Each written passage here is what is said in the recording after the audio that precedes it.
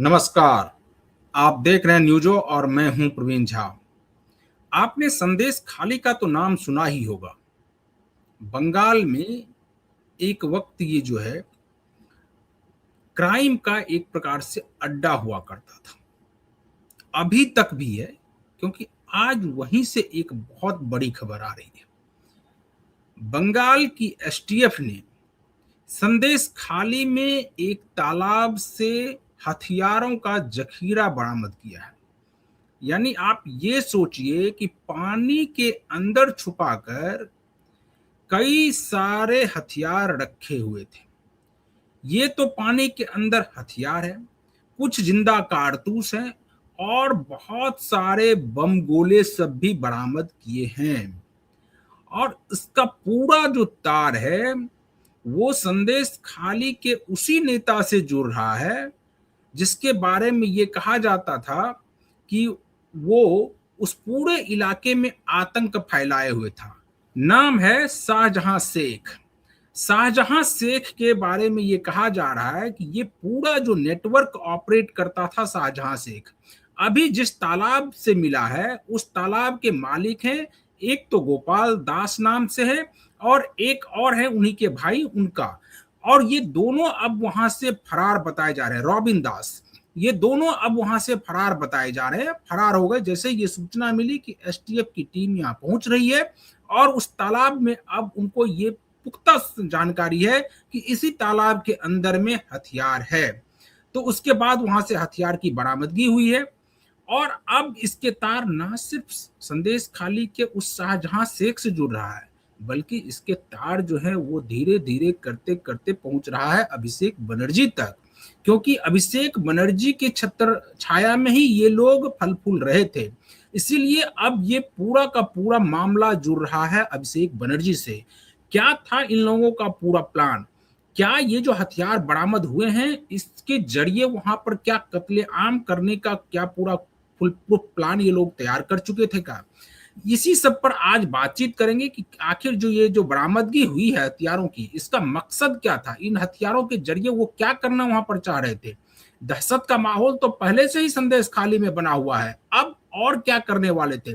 इसी सब पर ज्यादा बातचीत करने के लिए इस वक्त हमारे साथ जुड़ रहे हैं वरिष्ठ पत्रकार संजीव प्रियदर्शी। संजीव जी, आपसे जानना चाहेंगे कि ये जो हथियार की बरामदगी आज हुई है उसके बारे में आप क्या कहेंगे? नमस्कार प्रवीण जी, ये टिप ऑफ आइसबर्ग है। और ये पूरा टीएमसी का जो शासन है, शासन था, वो डर के बुनियाद पे उस सत्ता को टिका के रखा गया। देखिए 2011 से 16 ममता बनर्जी को वाकई में जनता का सपोर्ट, 16 में वो जीत कर आई थी, तब भी वो जेन्युइन जनता के सपोर्ट पर आई। जैसे ही ममता बनर्जी ने ट्रांसफर किया पावर अभिषेक बनर्जी, एक पूरा गिरोह खड़ा हो गया। वो गिरोह शौकत मोल्ला कल गिरफ्तार हुआ। बंगाल को जो भी समझ रहे हैं वो जानते हैं शौकत मोल्ला के नाम पे कितने गाने बने हुए बीजेपी के द्वारा, ये बम फेंकने वाला। और शौकत मोल्ला को दायां हाथ बोला था ममता बनर्जी ने इलेक्शन कैंपेन, वो गिरफ्तार हुआ। ये हथियार तो हम देख ही रहे हैं।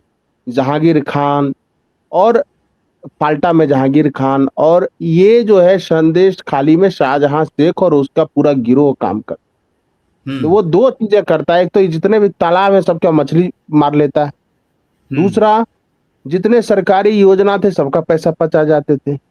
आज मैं देख रहा था कि बहुत सारा एक वो आता है ठेला, लोग समझते होंगे जो उधर के हैं पूर्वांचल के तरफ के, ठेला जो चक्के लगे होते हैं, 4 चक्के, और उस पे रख के गरीब लोग अपना सामान बेचते। वो ठेला जो आया था सरकारी अलॉटमेंट, वो भी किसी को नहीं बांटा। अभी ऐसा वायरल हो रहा है कि इसके अलावा आप देखिए कि जितने भी अब ये शौकत मोल्ला, शाहजहां शेख और जहांगीर खान, ये तीनों कई तरह के गुनाह में शामिल है। और कल शौकत मोल्ला को एनआईए ने गिरफ्तार किया है। और देखिएगा वो जब जांच जाएगा तो उसकी तार बांग्लादेश से जुड़ी, क्योंकि कहा जा रहा था कि वो बांग्लादेश भाग गया, लेकिन जब परिवार पे दबाव बनाया गया तब वो प्रकट हुआ, तब उसको गिरफ्तार कर लिया गया।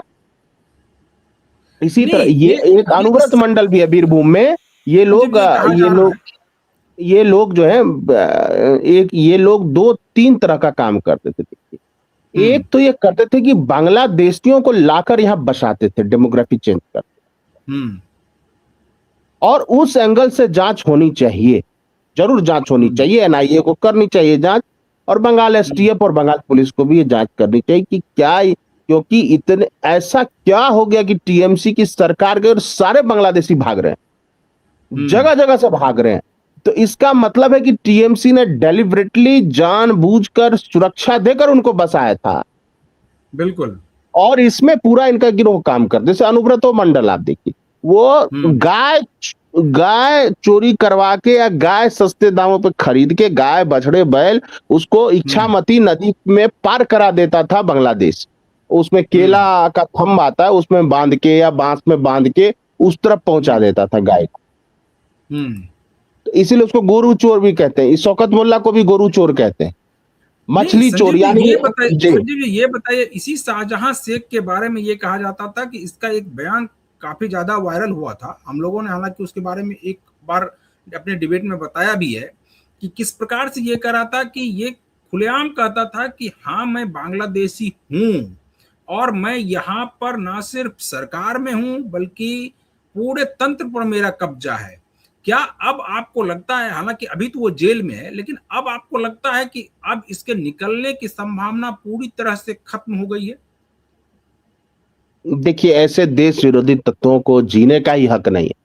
वो जेल में उसको क्या रखना है? उसको ट्रायल जो है, स्पीडी ट्रायल करके उसको उसके अंतिम मुकाम तक पहुंचाया जाए जहां वो जाना चाहता है।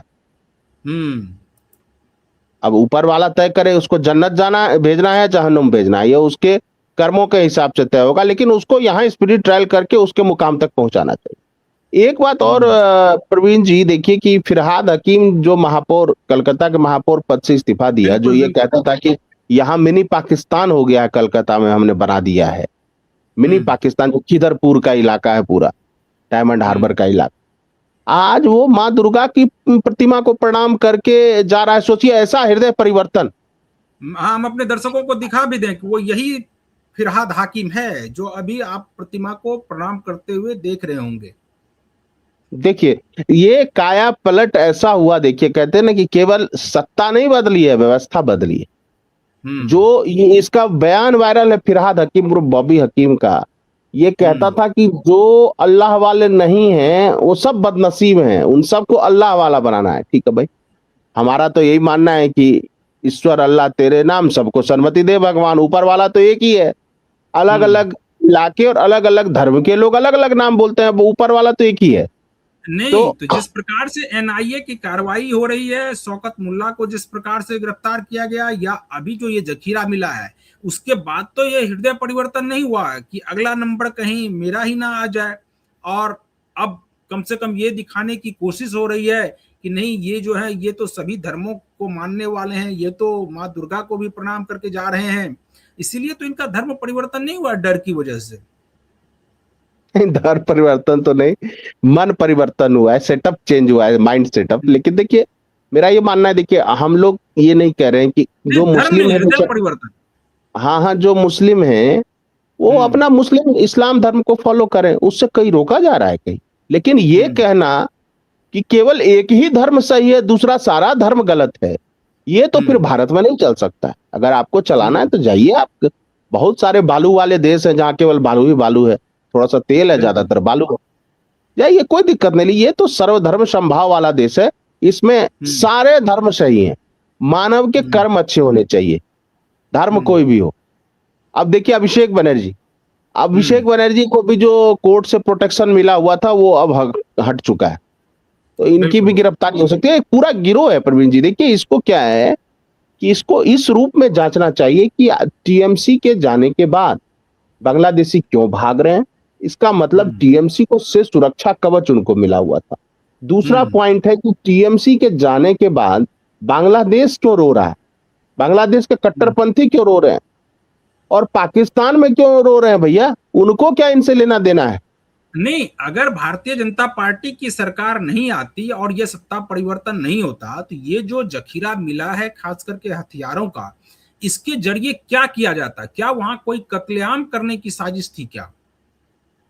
हाँ बिल्कुल, वो तो 21 में भी हुआ था। पोल के दौरान और पोस्ट पोल वायलेंस, और उसमें टारगेट करके गरीब हिंदुओं को, खास करके अनुसूचित जाति के हिंदुओं को ये लोग प्रताड़ित कर। संदेश खाली में भी ये मामला है, और खास करके गरीब हिंदू महिलाओं को ये लोग टारगेट करते। जो भी है सबकी जांच होनी चाहिए, और पाप जो है ना छोड़ता नहीं है किसी को। और ये तो अभी एक जगह जखीरा बरामद हुआ है, अगर संदेश खाली और पूरा ये ट्रैक किया जाए, आपको हजारों बंदूकें मिलेंगी। और मुझे याद है एसटीएफ का बयान भी है संजीव जी, एसटीएफ का बयान भी है। एसटीएफ ने साफ साफ कहा है कि अभी तो ये सिर्फ शुरुआत है, अभी मेरे पास बहुत सारे इनपुट हैं, और सभी जितने भी इनपुट हैं उन सभी जगहों पर छापेमारी की जा रही है, और वहां से हथियार बरामद किए जा रहे हैं, और आगे और भी इसी प्रकार से कार्रवाई की जाएगी। हाँ बिल्कुल, देखिए वो ग्रेटर बांग्लादेश का सारा आपको रोड मैप मिलेगा जब पूरी तरह से 6 महीने में सारे हथियार जब्त होंगे ना। और शौकत मोल्ला जो गिरफ्तार हुआ है कल, उसको तो ममता बनर्जी ने कहा था कि तुम तो बम बनाते हो। सोचिए, अपने ही नेता को भरे मन से कहा था तुम बम बनाते हो, बम मारते हो, तुमको क्या सिक्योरिटी की जरूरत है। शुरू में कहा था ममता बनर्जी, वो वायरल भी हो रहा है वो बात। तो ये जांच होनी चाहिए, इनका प्लान क्या था। देखिए, सत्ता जब आ गई और पुलिस जब इनकी हिसाब से ही चल रही थी, तब पर्सनली इतना हथियार और गैर कानूनी हथियार क्यों रखा गया। और अगर इस हथियारों को छुपा कर रखने में पुरानी सरकार का कोई हाथ था तो उसकी भी जांच हो। क्या मुख्यमंत्री का संरक्षण था, क्योंकि होम मिनिस्टर भी तो ममता दीदी ही थी। क्या उनका संरक्षण था कि वही पुलिस आज सब जगह छापा मार रही है, सब जगह पकड़ रही है, पहले क्यों नहीं पकड़ती थी। और ये बम का तो आप जानते हैं, पूरा बंगाल में बम ही बम चलता था, बमा बमा उसको कहते हैं वहां पे। तो बंगाल ही नहीं बचा है, देश बच गया। एक बहुत बड़ा नेटवर्क था, बहुत ही खतरनाक इनके प्लान थे। और आप देखिएगा, जब हथियार जब 6 महीने में एक साथ दिखाए जाएंगे ना, नक्सलियों से ज्यादा हथियार इन गिरोहों के पास। ये 0.5 फ्रंट जो है उसका एक बड़ा हिस्सा था ये, और ये पूरा गिरोह उसमें शामिल था।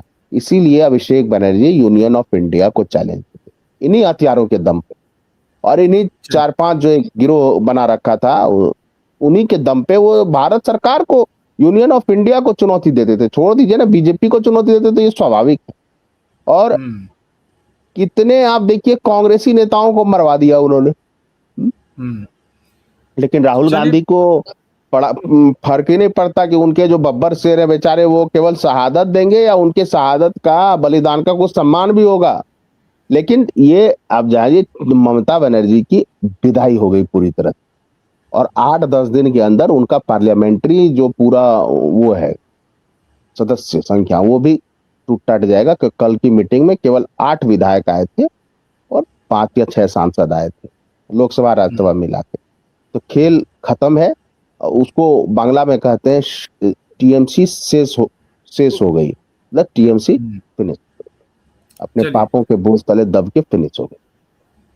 चलिए संजीव जी, तो आज हम लोग इसको यहीं पर खत्म करते हैं। कल किसी और मुद्दे के साथ फिर हाजिर होंगे, तब तक आप बने रहिए न्यूज़ के साथ। और अगर आपने अभी तक हमारे इस चैनल को सब्सक्राइब नहीं किया है तो सब्सक्राइब जरूर कर लीजिए, क्योंकि आपके सब्सक्राइब से ही हमें ताकत मिलेगी। बाकी तमाम खबरों के लिए बने रहिए न्यूज़ के साथ। मुझे दीजिए अनुमति, नमस्कार।